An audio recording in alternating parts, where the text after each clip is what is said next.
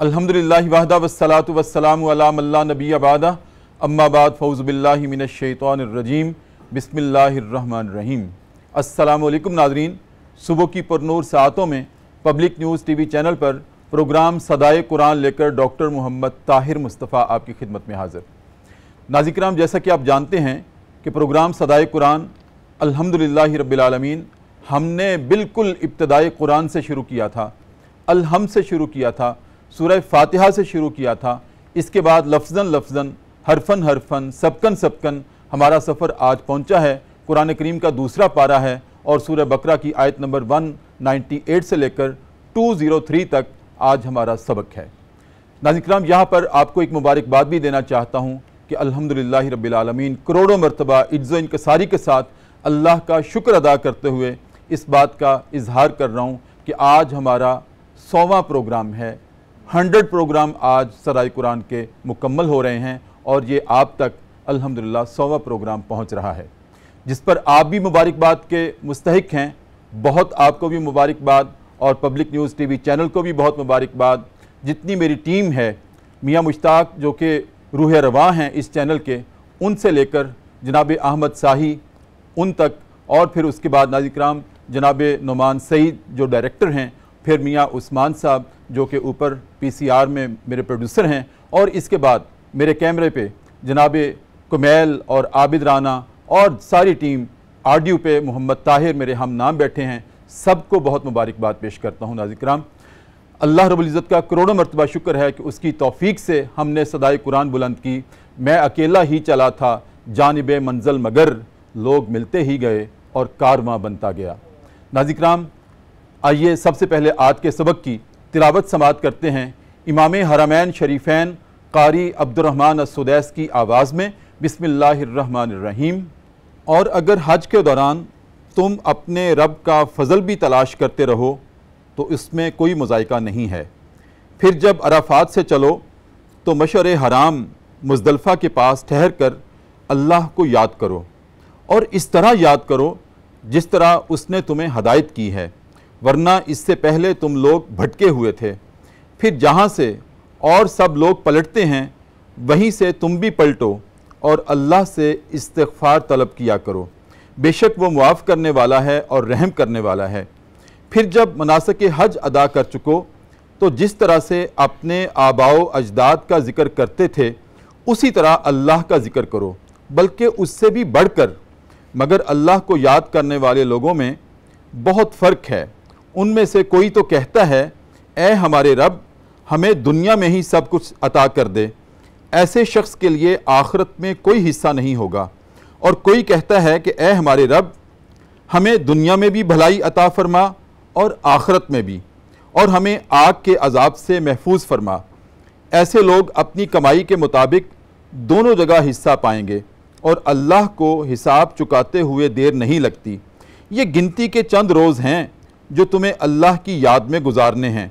फिर अगर कोई जल्दी करके 2 ही दिन में वापस आ जाए तो उसके लिए भी कोई हरज नहीं है, और जो कोई ज़्यादा देर ठहरना चाहे तो उसके लिए भी कोई हरज नहीं है, बशर्ते कि वो इस तरह वहाँ क़याम करे कि तकवा के दायरे से बाहर ना निकले। लोगों, अल्लाह से डरते रहो, एक रोज़ हर सूरत तुम्हें अल्लाह के हुजूर पेश होना है। नाज़रीन किराम, ये हमारा आज का सबक है सूरह बकरा की आयत नंबर 198 से लेकर 203 तक।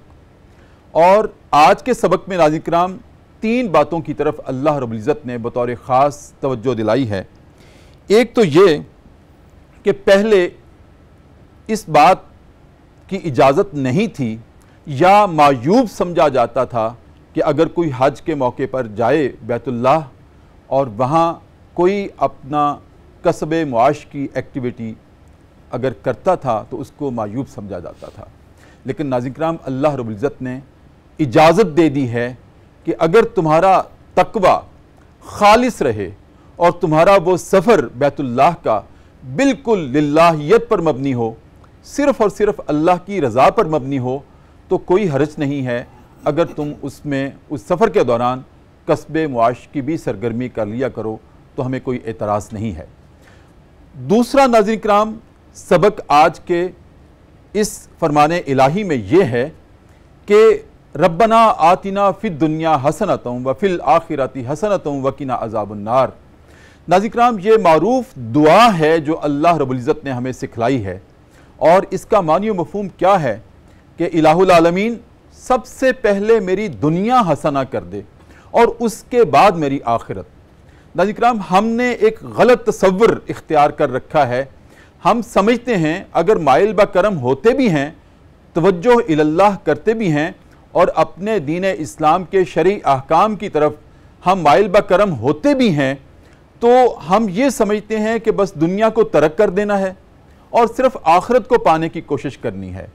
دنیا میں میرے حقوق، میری معاش، میری معاشرت اور میری سیاست، میرے معاملات، ہم ان سب کو ایک طرف رکھ دیتے ہیں، اور آخرت کو پانے کے لیے ہم قیام اللیل بھی کرتے ہیں، گڑ گڑاتے بھی ہیں۔ لیکن دنیا میں اگر کسی کے حق ہیں، اپنے والدین کے، اقارب کے، لوگوں کے، حسب مراتب، ان کو ہم نظر انداز کرتے ہیں اور پھر کہتے ہیں کہ بس ہماری آخرت بن جائے۔ ناظرین کرام، یہاں اللہ رب العزت نے یہ بہت خوبصورتی کے ساتھ ہمیں تلقین کی ہے کہ دیکھو، جس جگہ تمہارا قیام ہے زندگی میں، دنیاوی زندگی میں، سب سے پہلے تمہاری وہ زندگی حسنہ ہونی چاہیے۔ ہم یہ نہیں چاہتے کہ دنیا میں تم غریبانہ زندگی گزارو، سادھوؤں کی زندگی گزارو اور صرف آخرت کو بنانے کے لیے اللہ کے سامنے ہاتھ پھیلاتے رہو۔ نہیں، تمہاری زندگی کا مقصد جس جگہ پر ہو، اس دنیا میں بھی تمہیں عزت اور وقار حاصل ہونا چاہیے، اور اس کے لیے تمہاری صحیح اور کوشش ہونی چاہیے۔ اور تیسرا سبق ناظرین کرام آج کے سبق میں یہ ہے کہ حج کے موقع پر اگر تم تھوڑا قیام کرو تب بھی کوئی اس میں مذائقہ نہیں ہے، اگر زیادہ قیام کرو پھر بھی کوئی حرج نہیں ہے، لیکن ایک بات کا دھیان رہے کہ جتنا عرصہ بھی وہاں قیام رہے حرمین میں، وہ تقوی کے ساتھ رہے، اللہ سے ڈرتے ہوئے رہے۔ ناظرین کرام، میں ایک مرتبہ عرض کر چکا ہوں کہ میری اپنی ذاتی بھی یہ تمنا اور خواہش ہے، ہوا کرتی ہے، اور میرا موقف ہے ذاتی طور پر بھی، اور علماء بھی اس کی حمایت کرتے ہیں کہ حرمین کو ہمیں مسکن نہیں بنانا چاہیے، وہاں کم سے کم قیام ہونا چاہیے ہمارا، بے شک عمرے کے موقع پر ہو یا حج کے موقع پر ہو، اس لیے کہ ہم انسان ہیں، ہم حرمین کے آداب بجا نہیں لا سکتے۔ کوشش تو یہ کرنی چاہیے کہ جلدی سے جلدی ہمیں عمرہ اور حج کر کے واپس آنا چاہیے تاکہ آداب برقرار رہیں۔ صحابہ اکرام، ناظرین کرام، میں نے عرض کیا تھا کہ حضرت ابن عباس رضی اللہ تعالیٰ عنہ حرم مکہ چھوڑ کر طائف چلے گئے تھے، اور حضرت بلال حبشی رضی اللہ تعالیٰ عنہ حرم مدینہ چھوڑ کر شام چلے گئے تھے۔ کس لیے؟ اس لیے کہ ان کو خدشہ تھا، اندیشہ تھا کہیں ہم سے آداب حرمین میں کمی نہ آ جائے۔ ناظرین کرام، یہ بڑی اہم بات ہے سوچنے کی، اور پھر اجازت ہے زیادہ بھی قیام کر سکتے ہو لیکن تقوی کے ساتھ۔ ناظرین کرام، اس میں اور ہمارے لیے فکر و عمل کی تطہیر کے لیے کیا اسباق ہیں، اس پہ آج ہم گفتگو کریں گے پروگرام صدائے قرآن میں۔ اور گفتگو کرنے کے لیے ناظرین کرام جو مہمان شخصیات ہیں، میری دائیں جانب پہلی دفعہ تشریف لائی ہیں، میں ان کو خوش آمدید بھی کہتا ہوں، اہلاً و سہلاً و مرحبا بھی کہتا ہوں، جی آیانو بھی کہتا ہوں۔ ناظرین کرام، وہ بڑے باپ کے بڑے بیٹے ہیں، ان کے والد گرامی علامہ منیر یوسفی، میں ان کو ان کی زندگی میں منیر اسلام کہا کرتا تھا کہ وہ اسلام کی روشنی تھے۔ ان کے الفاظ، ان کی گفتار، ان کا عمل، وہ ایک ریپریزنٹیشن تھی دین کی صحیح معنوں میں۔ ناظرین کرام، ان بڑے باپ کے بڑے بیٹے آج ان کے فرزند جناب علامہ مفتی خلیل احمد یوسفی آج پروگرام صدائے قرآن میں مہمان ہیں۔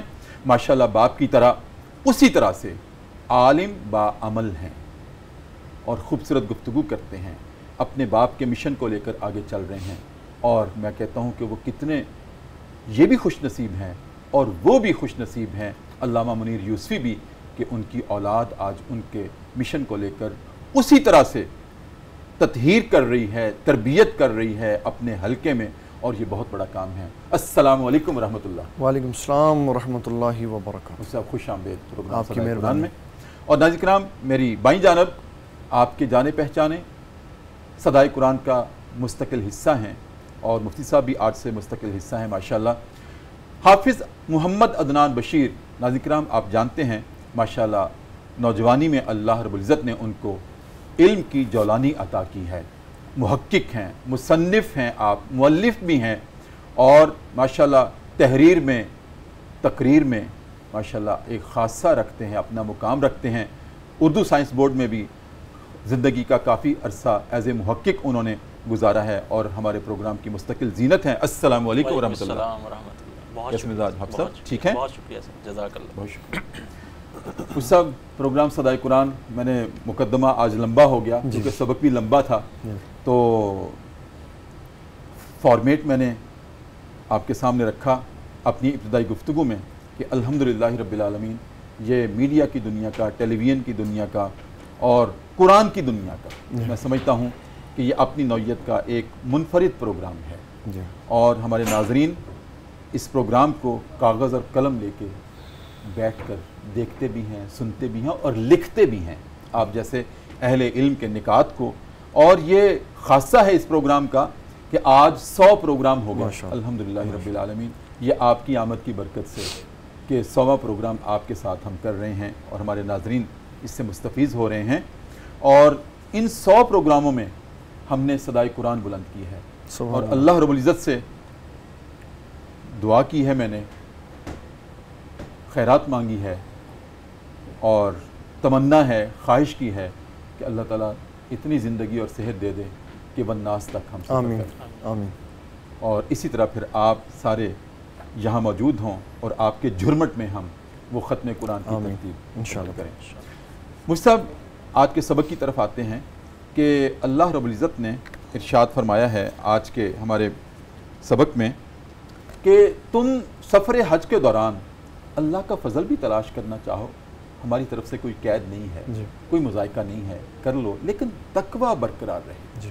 آپ ہمارے ناظرین کی رہنمائی فرمائیے کہ جیسے پہلے اس کو مایوب سمجھا جاتا تھا, اب اللہ اجازت دے رہے ہیں اس کی, کس حد تک کسب معاش کی طرف توجہ دی جا سکتی ہے کہ حج کی جو روح ہے وہ بھی متاثر نہ ہو اور آپ کے ذہن میں اگر کوئی ہے کہ اس سفر میں ہم یہ بھی کر لیں تو وہ بھی مقصد حاصل ہو جائے. بسم اللہ والصلاۃ والسلام علی رسول اللہ. محترم قبلہ ڈاکٹر صاحب, سب سے پہلے میں آپ کا شکریہ ادا کرتا ہوں کہ آپ نے اس اہم ترین پروگرام میں جو اس کی گولڈن جوبلی کا پروگرام ہے اس میں آپ نے مجھے موقع دیا. اللہ تعالیٰ آپ کو اس کی جزائے خیر عطا فرمائے. اس کے بعد دوسری مبارک بات یہ ہے کہ صدائے قرآن اس وقت میڈیا پہ وہ واحد ایک پروگرام ہے جو صرف قرآن مجید کے حوالے سے بات کرتا ہے. یہ اس کا اعزاز ہے اور آج ہماری قوم کو ضرورت بھی دروس قرآن کی ہے تاکہ لوگوں کو پتہ چلے کہ نبی صلی اللہ علیہ وسلم نے حجۃ الوداع کے موقع پر جو نصاب چھوڑا تھا وہ یہ ہے. صحیح. تو میں مبارکباد پیش کرتا ہوں پبلک نیوز کی ساری ٹیم کو کہ انہوں نے اس پروگرام کا انتخاب کیا. بہت شکریہ. آپ سے سب سے پہلی عرض جو اس پروگرام کے حوالے سے وہ میں نے کر دی. اب ہم اپنے سبق کی طرف آتے ہیں. جو سوال ہے وہ یہ کہ کیا انسان دوران حج کوئی کسب کر سکتا ہے, پیسے وغیرہ کما سکتا ہے؟ اس کے لیے ہمیں غور کرنا پڑے گا اس سے پچھلی آیت پر کہ اللہ تعالیٰ جل جلالہ نے اس میں بیان کرتے ہوئے فلا رفث ولا فسوق ولا جدال 3 چیزوں کا ذکر کیا. اور جب کہیں کاروباری معاملات طے ہوتے ہیں آواز بھی بلند ہوتی ہے, معاملات میں ایک دوسرے کی طرف تیکھی نگاہوں سے بھی دیکھا جاتا ہے اور کبھی تکرار بھی ہوتا ہے, کبھی بندے دست و گریباں بھی ہو جاتے ہیں. تو مسلمان یہ سمجھتے تھے کہ شاید یہ حج بابرکت شے ہونے کے ساتھ ہم اس میں آواز بھی بلند نہیں کر سکتے.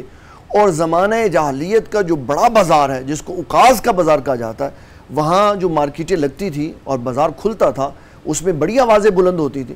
تو مسلمانوں نے اس ساری وجہ سے کہ کہیں ہماری آواز بلند نہ ہو جائے, کہیں تکرار نہ ہو, تو اس کاروبار کے اندر شرکت کرنے سے ممانعت کی. تو اللہ تعالیٰ جل جلالہ نے یہ حکم نازل فرمایا کہ اے مسلمانوں تم یہاں کسب معاش بھی کر سکتے ہو لیکن تقویٰ کو, اب جب ہم تقویٰ کی بات کریں گے تو یہ بات آئے گی رفث, فسق اور جدل نہیں ہونا چاہیے. ہر وہ تجارت جائز ہے جس میں آپ دست و گریباں نہ ہو, آوازیں بلند نہ کریں اور ایک دوسرے کے عزت و وقار کا خیال رکھیں. عبداللہ ابن عمر رضی اللہ تعالیٰ عنہ فرماتے ایک بندے نے مجھ سے پوچھا اے عبداللہ ابن عمر میں تجارت کر سکتا ہوں؟ آپ نے فرمایا دوران حج تیرے رکن میں کمی تو نہیں آتی؟ اس نے کہا نہیں۔ فرمایا تو طواف کرتا ہے؟ کہا کرتا ہوں۔ صفا مروہ کی صحیح کرتا ہے؟ کہا کرتا ہوں۔ میدان عرفات میں جاتا ہے؟ کہا جاتا ہوں، سارے ادا کرتا ہوں۔ تو فرمایا پھر تو جو چاہے وہ تجارت کر سکتا ہے، اللہ تبارک و تعالیٰ جل جلالہ تیرے حج کو قبول و منظور فرمائے گا۔ تو یہ نتیجہ نکلا کہ آپ ہر وہ کام کر سکتے ہیں جس سے آپ کے حج کے معاملات میں حج کی روح متاثر جی روح متاثر۔ اس میں ڈاکٹر صاحب قبلہ میں اس طرف ضرور اشارہ کرنا چاہتا ہوں، ہمارے وہ بھائی جو حکومت سعودیہ کی طرف ڈیوٹیز پہ جاتے ہیں اور ان کو جہاں جہاں ڈیوٹیز دی جاتی ہے وہ وہاں کام کرتے ہیں، لیکن جو لوگ فرائض کی جگہ پہ موجود ہوتے ہیں وہ احرام باندھ کے حج کی سعادت بھی حاصل کرتے ہیں، پیسے بھی کما لیتے ہیں، ڈیوٹی بھی پوری ہو جاتی ہے، اور اللہ تعالیٰ کے فضل سے خدام الحرمین شریفین جن کو کہا جاتا ہے، اور وہ خدمت بھی کرتے ہیں اور اللہ تعالیٰ ان کو حج کی نعمت بھی عطا فرما دیتا ہے۔ بالکل۔ تو اس سے یہ پتہ چلا کہ حج کرنے میں، حج کے ساتھ کسب معاش کرنے میں کوئی مسئلہ نہیں ہے۔ جی بالکل ٹھیک۔ مفتی صاحب بہت خوبصورت آپ نے آغاز کیا، آپ کی اجازت سے ایک وقفہ ہے پروگرام میں، حفظ صاحب وقفے کے بعد آپ کی طرف حاضر ہوتا ہوں۔ ناظرین کرام، بہت خوبصورت آغاز ہے پروگرام صدائے قرآن کا، اور جو اللہ رب العزت نے آج کے سبق میں ہمیں روح جو عطا کی ہے کہ تم حج کے موقع پر اس سفر کے دوران للہیت برقرار رکھتے ہوئے اگر کسب معاش بھی کر لو، ہماری طرف سے اجازت ہے۔ اس پہ مزید گفتگو کرتے ہیں۔ ناظرین کرام وقفہ ہے، اور وقفے میں ہم جایا کرتے ہیں دربار رسالت میں، اور اپنے نبی کریم صلی اللہ علیہ وآلہ وسلم کی ذات اقدس پر ایک مرتبہ درود کریم کا نذرانہ پیش کرتے ہیں اور واپس آتے ہیں۔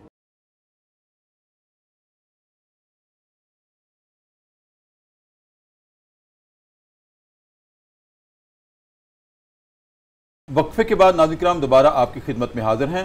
صبح کی پرنور ساعتیں ہیں، public news T V channel ہے، اور ہمارا پروگرام ہے صدائے قرآن، اور آج ہمارا سبق ہے قرآن کریم کا دوسرا پارہ ہے، سورہ بقرہ ہے، آیت نمبر 198 سے لے کر 203 تک۔ جناب حافظ عدنان بشیر صاحب آپ کی خدمت میں حاضر ہوں۔ آج کے سبق میں جیسے میں نے عرض کیا کہ اللہ رب العزت نے کچھ تو مناسک حج کی طرف اشارہ کیا ہے کہ جب تم عرفات سے چلو تو مشعر حرام یعنی کہ مزدلفہ میں تھوڑی دیر قیام کیا کرو۔ یہ مشعر حرام کیا ہے اور مزدلفہ کیا ہے؟ کیا دونوں ایک ہی جگہ کے نام ہیں؟ اور ان کی اہمیت کیا ہے؟ عرفات کی اہمیت کیا ہے؟ پھر مزدلفہ کی یا مشعر حرام کی اہمیت کیا ہے؟ اس کو مشعر حرام کیوں کہتے ہیں؟ ہمارے ناظرین کی رہنمائی فرمائیں۔ بسم اللہ الرحمن الرحیم۔ بہت شکریہ سر، اللہ آپ کو جزائے خیر دے، اور 100 پروگرام مکمل ہونے پر بھی آپ کو بہت مبارک ہوں، اور فاستبقوا الخیرات کا یہ سلسلہ جو آپ نے شروع کیا ہے یہ والناس تک جائے، اور اللہ تعالیٰ آپ کو شادمانی اور دنیاوی اور اخروی راحتوں سے بھی نوازے۔ آمین۔ بہت شکریہ سر، جو آپ نے سوال کیا کہ عرفات اور مشعر الحرام کی کیا فضیلت ہے یا ان کو ان ناموں سے کیوں موسوم کیا گیا؟ مکہ مکرمہ ارض حرم ہے، یہ ارض امن بھی ہے، اور خانہ کعبہ کی مناسبت سے یہ ارض امین بھی ہے۔ جی۔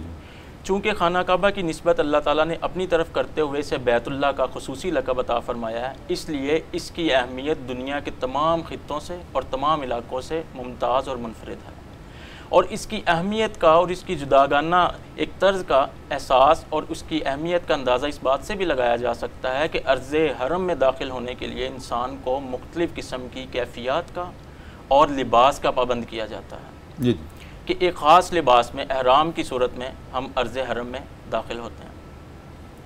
عرفات کی، اب جس طرح آپ نے سوال میں پوچھا ہے کہ عرفات کی فضیلت کیا ہے، عرفات چونکہ حج کا رکن اعظم ہے، صحیح، عرفات میں وقوف اور قیام ہی حج کو مکمل بنانے کے لیے کافی ہے، اور نبی کریم صلی اللہ علیہ وسلم نے فرمایا کہ الحج عرفہ، عرفات میں وقوف ہی حج کا دوسرا نام ہے۔ وقوف سے مراد بے شک ٹھہرنا ہے، جی ٹھہرنا، اور بے شک وہ ٹھہرنا چند ساعتوں کے لیے، چند ساعتوں کے لیے، جی چند ساعتوں کے لیے ہو، اور اگر سارے مناسک ادا کر لیے جو مشقت کے ساتھ ہیں، جی لیکن چند لمحے کے لیے عرفات میں نہ ٹھہرے حج نہیں ہوتا۔ جی بالکل نہیں ہوگا، اور نبی کریم صلی اللہ علیہ وسلم کی اداؤں کا نام دین ہے۔ صحیح، سبحان اللہ۔ تو دوسری حدیث میں مسند احمد میں یہ روایت موجود ہے کہ آپ نے فرمایا الحج عرفات، الحج عرفات، الحج عرفات ثلاثاً، 3 بار آپ نے فرمایا کہ میدان عرفات میں وقوف ہی حج ہے، اس میں وقوف ہی حج ہے، اس میں ٹھہرنا ہی حج ہے۔ وَأَيَّامٍ مِّنَن ثَلَاث، اور منا کے 3 ایام ہیں۔ اسی طرح بہت سے ناظرین اس وقت دیکھ رہے ہیں، سن رہے ہیں، بہت سے لوگوں کو شائبہ ہوتا ہے کہ مشعر الحرام سے مراد کیا ہے۔ جی جی، مشعر الحرام کو فضیلت اور فوقیت اس وجہ سے دی گئی ہے، ایک تو اس کی فضیلت اس اعتبار سے ہے کہ اللہ تعالیٰ نے اس کا نام لیا ہے، جس طرح صفا اور مروہ کا نام لیا، عرفات کا بھی نام لیا، قرآن کریم میں نام لیا، اس طرح اس کی فضیلت اس لحاظ سے بھی ہے۔ اور دوسرا، نبی کریم صلی اللہ علیہ وسلم سے پوچھا گیا کہ یا رسول اللہ صلی اللہ علیہ وسلم مزدلفہ کیا ہے یا مشعر الحرام کیا ہے؟ تو آپ نے فرمایا ہے کہ مشعر الحرام ایک پہاڑ اور اس کے ارد گرد کا علاقہ، یہ سارا مزدلفہ، اور اسی کا دوسرا نام مشعر الحرام۔ چونکہ یہ حرم کے اندر ہے، میدان عرفات حرم سے باہر ہے، اس لیے اس کو مشعر الحرام سے، حرام تو ہو گیا حرمت سے، جی حرمت سے۔ مشعر کیا ہے؟ مشعر سر پہاڑ کا نام ہے، اچھا، پہاڑ کو جو ہے نا مشعر کہا گیا، اور اس کے ارد گرد کا جتنا علاقہ ہے اس کو مشعر الحرام، اور اس کو مزدلفہ بھی اس کا دوسرا نام ہے، اور اس میں بھی وقوف اسی طرح ہوگا جس طرح یہاں ٹھہرنے کی کیا فضیلت ہے مزدلفہ میں؟ یہ مناسک حج میں سے ہے، مناسک حج میں سے جس طرح میدان عرفات میں وقوف وہ ضروری ہے، اس طرح مزدلفہ میں بھی ٹھہرنا ضروری ہے، اور آگے جو ہے نا آیات میں اس کی تفصیلات بیان کی گئی ہیں کہ آپ نے مزدلفہ میں ٹھہر کر کس طرح اللہ کو یاد کرنا اور کس طرح استغفار کرنا۔ ٹھیک، مفتی خلیل یوسف صاحب آپ کی طرف حاضر ہوں، یہ ارشاد فرمائیں کہ آج کے سبق میں یہ ہے کہ جب تم مناسک حج ادا کر چکو تو پھر وہاں بیٹھ کر وہاں قیام کے دوران اللہ کا اس طرح ذکر کیا کرو جس طرح تم اپنے آباء و اجداد کا کرتے تھے، بلکہ اس سے بھی بڑھ کر۔ اللہ اس بات کا حقدار ہے کہ تمام کائنات میں جتنے رشتے ہیں ان کا ذکر ایک طرف، اللہ کا ذکر ایک طرف۔ یہ اللہ رب العزت نے حوالہ کیوں دیا ہے؟ کیا یہ اس طرح ہوتا تھا کہ لوگ اپنے آباء و اجداد کے قصے بیان کیا کرتے تھے ٹولیوں میں بیٹھ کے، یا کیا تھا جس کے امام بخاری رحمۃ اللہ تعالی علیہ نے بخاری شریف کی 1905 حدیث جو حج کے موضوع پہ ہے بڑی تفصیل سے بیان کرنے کے بعد کہ آقا کریم صلی اللہ تعالی علیہ وسلم 8 ذی الحجہ کو مینا میں آ جاتے، پھر سارا دن وہاں گزارتے، 9ویں ذی الحجہ کو آپ عرفات میں تشریف لے آتے، اور رات سورج غروب ہونے کے بعد مزدلفہ میں چلے جاتے، اور فجر کی نماز پڑھنے کے بعد اس پہاڑ کے قریب آتے جس کو مشعر حرام کہا جاتا، پھر وہاں کے خطبہ ارشاد فرماتے۔ جب یہ سارا کچھ کر لیتے تو مشرکین مکہ جو اس سے پہلے یہاں آتے تھے وہ یہ سارا کچھ کرنے کے بعد پھر جب مشعر حرام سے جدا ہوتے تو وہاں بیٹھ کے اپنے آباء و اجداد کے قصے بتاتے کہ میرا باپ فلاں جنگ میں گیا تو اس نے فلاں کافر کو، فلاں دشمن کو ایسے مارا، اور پھر ان کا طریقہ کار ہوتا تھا کہ وہ جب کسی بڑے آدمی کو مارتے تھے تو اس کے ناک کان کاٹ کے تو اس کا ہار بنا لیتے تھے، مسلح کرتے۔ ان کے پاس واٹس ایپ نہیں تھا، اگر واٹس ایپ ہوتا تو وہ تصویریں بنا لیتے اور کہتے یہ دیکھو ہم نے کیا، یہ اس کی آج جدید کیفیت ہے، تو وہ ہار بنا لیتے مسلح کر کے اپنے گھروں میں ڈال لیتے، اور جب کوئی بات ہوتی تو کہتے یہ دیکھو یہ میں نے اس فلاں بڑے آدمی کے کان کاٹے، اس کے ناک کو کاٹا، اس کا پیٹ کاٹا، تو یہ سارا وہ ذکر سناتے۔ تو اللہ تعالیٰ جل جلالہ نے ان کو اس طرف متوجہ کیا کہ وہ سب دنیا داری کی باتیں اور فضول ہے، تم اللہ تعالیٰ کا ذکر کرو اتنا جتنا تم اپنے آباء و اجداد کا ذکر کرتے ہو، اس سے بھی بڑھ کر اللہ کو یاد کرو۔ اس میں اس دور کے لیے اور آج کے دور کے لیے ہمارے ناظرین کے لیے بہت بڑا پیغام ہے کہ ہم جو لوگ حج کرنے کے لیے جاتے ہیں مختلف کمپنیوں سے حج کی ٹریننگ لے کے جاتے ہیں، لیکن یہ کوئی حج کی کمپنی نہیں بتاتی کہ وہاں جانے کے بعد آپ نے غیبت، چغلی، ایک دوسرے کے خلاف سازشیں نہیں کرنی۔ لوگ وہاں پہ بھی بیٹھ کے اپنے سسرال کی، میکے کی، یہاں ادھر ادھر کی باتیں کرتے ہیں۔ پہلے لوگ کفر کی باتیں کرتے تھے، آج لوگ اس طرح کی باتیں کرتے ہیں۔ صاحب آپ نے بالکل ٹھیک نشاندہی کی ہے، طواف کرتے ہوئے ویڈیو بنا کے اپنے گھر کو دکھاتے ہیں، دیکھیں میں طواف کر رہا ہوں۔ اللہ اکبر، توجہ حج کی طرف ہونی چاہیے، الہیت ہونی چاہیے، بالکل ایسا ہونا رجوع اللہ ہونا چاہیے۔ بالکل آپ ایسا آئے کہاں ہوئے ہیں، بالکل ایسا، اور ہم ویڈیو آن کر کے ساتھ ساتھ چکر بھی کاٹ رہے ہیں اور دکھا بھی رہے ہیں اپنے گھر والوں کو کہ دیکھیں میں طواف کر رہا ہوں۔ اور میرے ابا جو حضور رحمۃ اللہ فرمایا کرتے تھے، اللہ کی قبر پہ کروڑوں رحمتیں نازل کرے۔ وہ فرماتے تھے جب دعا لائیو کر دی جاتی ہے نا تو اللہ تعالیٰ کی طرف سے برسنے والی رحمتیں ختم ہو جاتی کیونکہ دکھلاوا آ جاتا، اس لیے ہر کام میں توجہ اللہ کے لیے خاص وہ جگہ ہوتی ہے۔ تو یہ جو آج کے دور کی اس کیفیت ہے اس سے بھی ہمیں بچنا چاہیے۔ اس وقت بھی توجہ کروا دی گئی کہ لوگوں اپنے ماں باپ اور اپنے ماضی کے افراد کا ذکر کرنے کی بجائے وہ قیمتی وقت ہے، اس میں صرف اور صرف اللہ کو یاد کرو، اس کا ذکر کرو، تسبیحات پڑھو، تکبیرات پڑھو، تحمیدات کہو، تاکہ اللہ تعالیٰ تمہارے اس وقت کا تمہیں ثواب عطا فرمائے. اور یہ قیامت والے دن جب میدان لگے گا نا تو انسان حسرت سے کہے گا کاش میں نے فلاں کو دوست نہ بنایا ہوتا, کاش میں نے فلاں جگہ وقت نہ ضائع کیا ہوتا. اس جگہ اگر وقت نہ ضائع کیا ہوتا یا دوست نہ بنایا ہوتا تو اس کا آج اس وقت میں انسان کو غور و فکر کرنا چاہیے تاکہ اس کا وقت ضائع نہ ہو اور اللہ تعالیٰ اس کو نعمت عطا فرمائے. بالکل ٹھیک, بہت شکریہ جناب حافظ عدنان صاحب. بہت معروف دعا ہے جو اللہ نے ہمیں سکھلائی ہے, اور اکثر ہم نماز کے بعد ربنا آتنا فی الدنیا حسنۃ وفی الآخرۃ حسنۃ وقنا عذاب النار, اور دعا بڑی اہم ہے. میں نے اپنی ابتدائی گفتگو میں بھی, اپنے مقدمے میں بھی یہ عرض کیا تھا, اللہ ہرگز نہیں چاہتا کہ تم صرف آخرت کو بناؤ یا صرف آخرت کی سوچو. اللہ نے یہ اس دعا سکھلاتے وقت جو اولین درجہ ہے وہ دنیا کا رکھا ہے. ربنا آتنا فی الدنیا, پرائرٹی دنیا کی ہے, اور پھر آخرہ.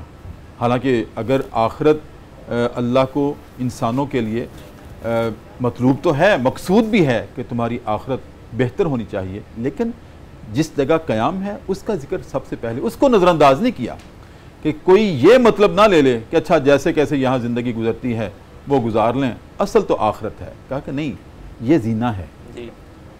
کیا ارشاد فرمائیں گے ہمارے ناظرین کی رہنمائی کے لیے, خاص طور پر اس دعا کی روح پر؟ بہت شکریہ سر. یہ بہت ہی جامع دعا ہے جی, اور بیت اللہ کا طواف کرتے ہوئے بہت سے لوگ ایسی دعائیں کرتے ہیں جو مسنون نہیں ہیں یا ان کا ذکر قرآن و حدیث سے نہیں ملتا. یہ واحد ایسی دعا ہے جو رکن یمانی سے لے کر حجر اسود تک اس کو ذکر حدیث میں ملتا ہے. نبی کریم خود دعا کیا کرتے تھے. اور حضرت انس فرماتے ہیں کہ نبی کریم صلی اللہ علیہ وسلم اپنی تمام دعاؤں میں اس دعا کو بطور خاص فرمایا کرتے تھے, اور ہم جب دعا کرتے تھے ہم ربنا آتینا فی الدنیا حسنہ وفی الآخرۃ حسنہ وقنا عذاب النار اسی پہ اکتفا کرتے تھے. اور اگر اس کے ساتھ کوئی اور دعائیں ملانی ہوتی تھی پھر بھی اس دعا کا التزام اور اس کا اہتمام ہم کیا کرتے تھے. اتنی جامع دعا ہے. نبی کریم صلی اللہ علیہ وسلم ایک مسلمان کی عیادت کے لیے گئے تو آپ نے اس سے استفسار کیا. آپ نے پوچھا کہ کیا تم اللہ سے کوئی مناجات کرتے ہو, کوئی سوال کرتے ہو, کوئی دعا کرتے ہو؟ تو وہ کہنے لگا یا رسول اللہ, میں اللہ سے یہ گزارش کرتا ہوں کہ جو آخرت میں مجھے سزائیں دینی ہے وہ دنیا میں دے. آپ نے فرمایا نہ تم میں طاقت ہے نہ تم میں استطاعت ہے اللہ کے عذاب کو جھیلنے کی. تم کس طرح اللہ کی سزاؤں کے حقدار اپنے آپ کو ٹھہرا رہے ہو؟ تم نہیں جھیل سکتے اللہ کی مار, اللہ کے عذاب کو نہیں سہ سکتے. تم نے یہ کیوں نہیں کہا اللہم ربنا آتنا فی الدنیا حسنہ وفی الآخرۃ حسنہ وقنا عذاب النار, یا اللہ دنیا بھی بہتر بنا دے, آخرت بھی بہتر بنا دے, یا اللہ آگ کے عذاب سے بھی بچا لے. یہاں پہ بنیادی نقطہ جو سمجھنے والا ہے وہ سر یہ ہے کہ یہاں دو طرح کے لوگوں کا ذکر ہے. ایک کہتے ہیں ربنا آتینا فی الدنیا حسنہ وفی الآخرۃ, یا اللہ دنیا بھی بہتر بنا دے اور آخرت بھی بہتر بنا دے اور آگ کے عذاب سے بھی بچا لے. دوسرا طبقہ وہ ہے جو کہتا ہے یا اللہ دنیا ہی دے دے, اور ان کا سورہ شورى میں تذکرہ کیا گیا وَمَا لَهُ فِي الْآخِرَةِ مِن نَصِيب. ایسے لوگوں کا آخرت میں کوئی حصہ نہیں ہے جو دنیا کو ہی مقصود اور مطلوب سمجھتے ہیں. تیسری قسم کے لوگوں کا تذکرہ نہیں کیا گیا کہ جو یہ کہتے ہوں کہ یا اللہ ہماری آخرت بہتر بنا دے, ان کا ذکر نہیں ہے قرآن کریم میں. بلکہ دو طرح کے طبقوں میں اللہ تعالیٰ سمجھانا یہ چاہ رہے ہیں کہ پہلا طبقہ جو صرف دنیا چاہتا ہے وہ ہمارے ہاں قابل ستائش نہیں ہے, مذموم ہے ان کا یہ عمل, اور ان کی یہ سوچ ہمارے ہاں قابل تحسین نہیں ہے. البتہ دوسرا جو طبقہ ہے جو دنیا بھی چاہ رہا ہے اور آخرت بھی چاہ رہا ہے, اللہ تعالیٰ کبھی یہ نہیں چاہتے کہ انسان دنیاوی نعمتوں سے محروم رہے. وہ سادھوؤں کی زندگی گزارے, وہ تجرد اور اپنے آپ کو الگ تھلگ کر کے اپنے آپ کو جو ہے نا وہ بے توقیری کی زندگی گزارے اور راندہ درگاہ بن جائے, دنیا میں بن جائے. تو یہ برداشت نہیں. اور قرآن میں اور احادیث میں نبی کریم صلی اللہ علیہ وسلم نے اس کی سختی سے تاکید فرمائی. سعد بن ابی وقاص بہت ان کے پاس جائیداد تھی اور ایک بیٹی تھی, تو انہوں نے کہا یا رسول اللہ میں اپنی ساری جتنی جائیداد ہے وہ اللہ کی راہ میں خرچ کر دوں. تو آپ نے مختلف درجات فرمائے اور آخر میں فرمایا الثلث, ہاں تیسرا حصہ کر لو, والثلث کثیر, یہ بھی زیادہ ہے. بالکل. میں یہ نہیں چاہتا کہ تم اپنے بچوں کو تنگ حال اور مفلس چھوڑ جاؤ, بلکہ یہ چاہتا ہوں کہ ایسی حالت میں چھوڑ کے جاؤ کہ وہ اپنی زندگی بہترین اور ناز و نعم اور آسودگی کے ساتھ گزارتے ہیں. بہت شکریہ حافظ صاحب, بہت خوبصورت رہنمائی ہے. ناظرین کرام, دوبارہ وقفہ ہے پروگرام صدائے قرآن میں, اور ایک مرتبہ پھر ہم حاضر ہوتے ہیں دربار نبوی میں اور ذات اقدس پر بڑی محبت کے ساتھ والہانہ وارفتگی کے ساتھ ایک مرتبہ درود کریم کا نذرانہ پیش کر کے واپس آتے ہیں۔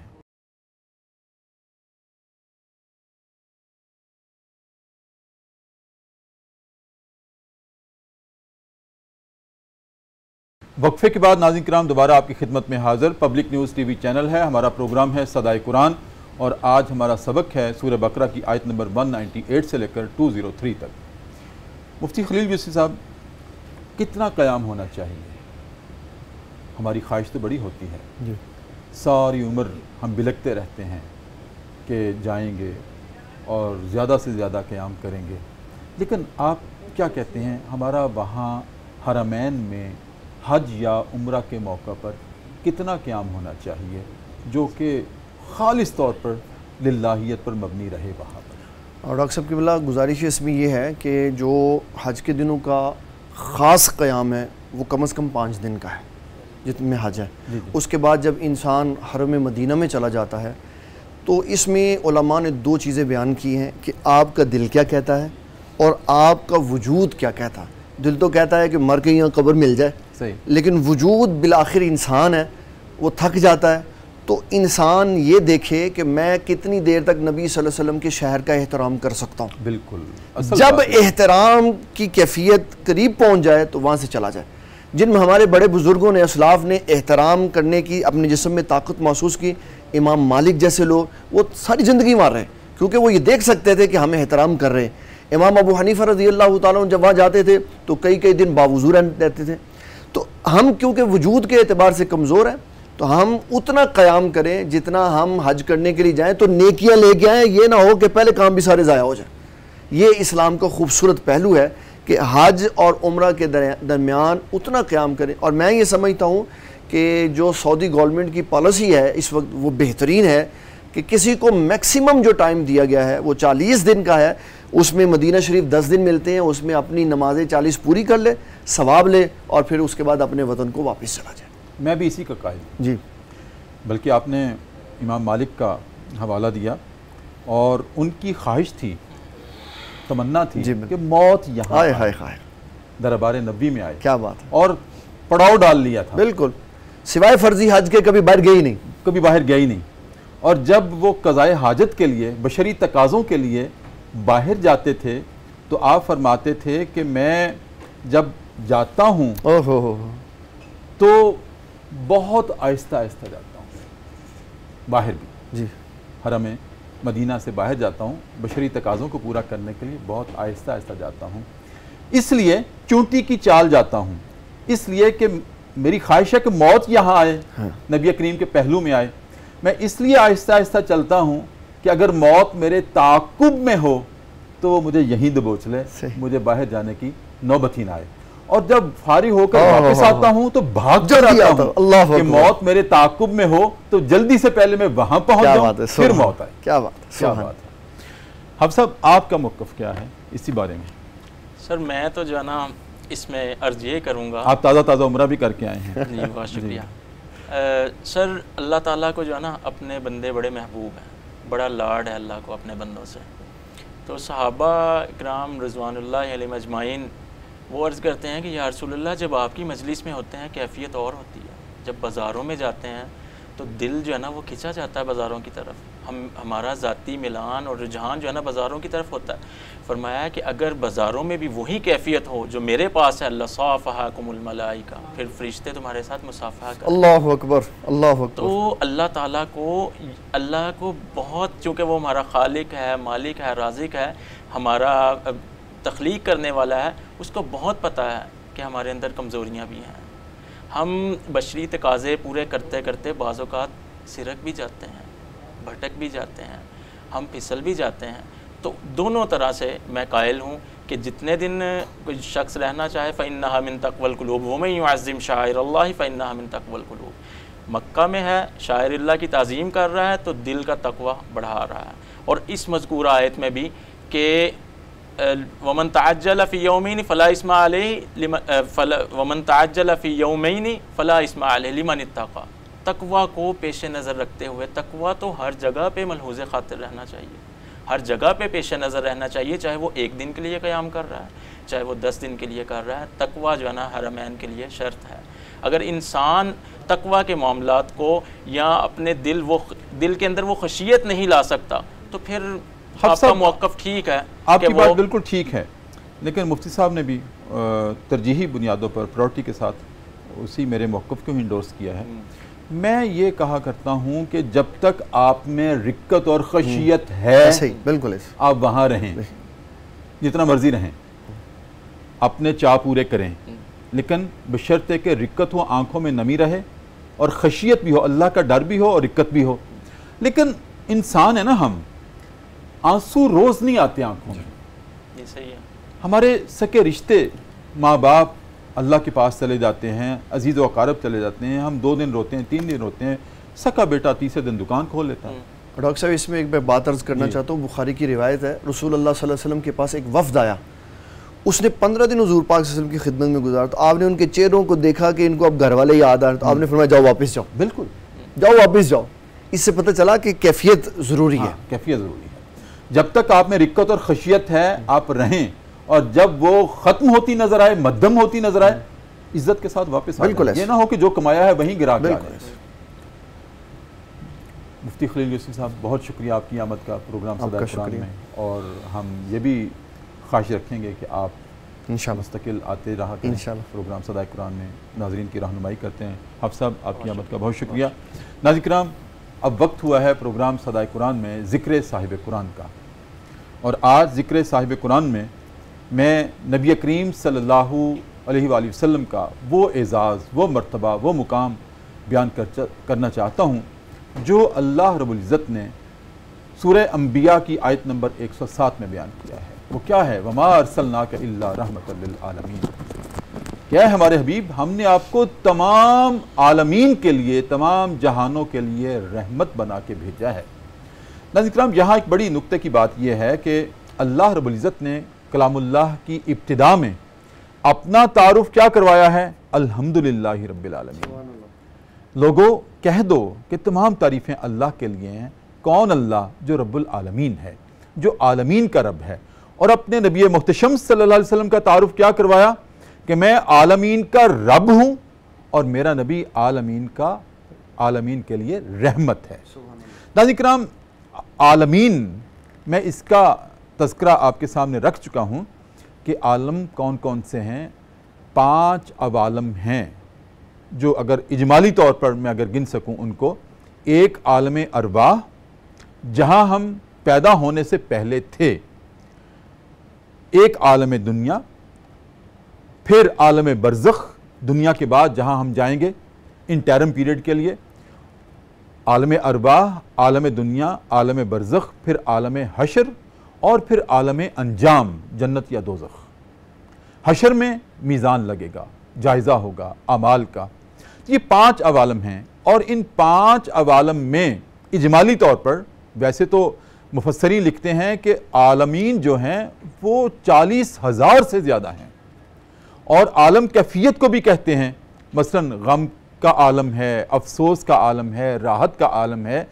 ان کو تو ہم گنتے ہی نہیں ہیں۔ جو 5 ظاہری طور پر جن سے انسان کو واسطہ اور تعلق ہوتا ہے، وہ 5 ہیں۔ عالم ارواح، اور عالم ارواح میں بھی نبی کریم صلی اللہ علیہ وسلم اس عالم میں بھی ہمارے لیے رحمت تھے۔ جب اللہ رب العزت نے عالم ارواح میں تمام روحوں سے سوال کیا، ہم بھی وہاں موجود تھے، ہم سے بھی یہ پوچھا کہ تمہارا رب کون ہے، تو اس وقت تمام روحوں کو یہ جواب کس نے سکھلایا تھا؟ روح ختم المرسلین نے سکھلایا تھا کہ کہہ دو بلا الہ العالمین، کیوں نہیں، آپ ہمارے رب ہیں۔ تو وہاں بھی آپ نے رحمت کی تھی، تو ہم یہ جواب دینے کے اہل ہوئے تھے کہ الہ العالمین آپ ہمارے رب ہیں، کیوں نہیں۔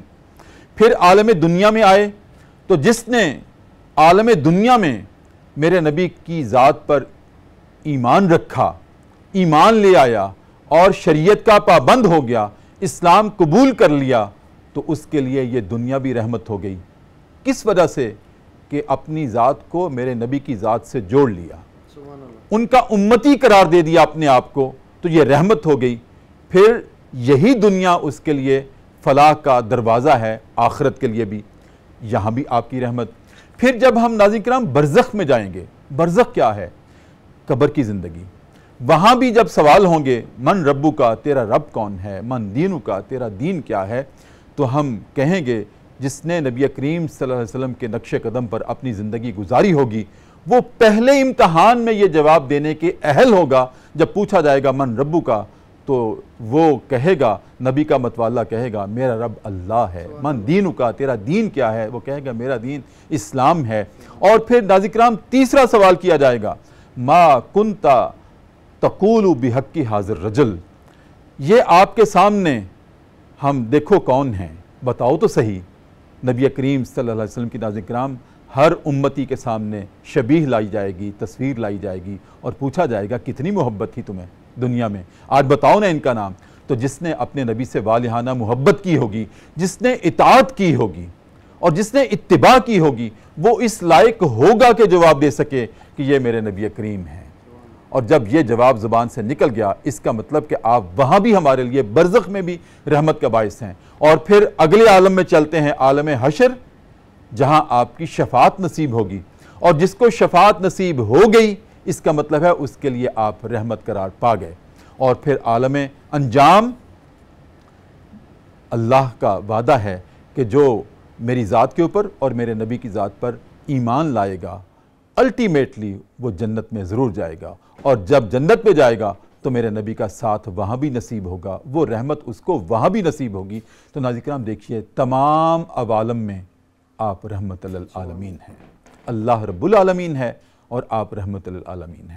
ناظرین کرام اسی کے ساتھ ہی آج کا پروگرام صدائے قرآن ہم ختم کرتے ہیں۔ اپنے میزبان ڈاکٹر محمد طاہر مصطفیٰ کو اجازت دیجیے، اپنا بہت خیال رکھیے، اللہ حافظ۔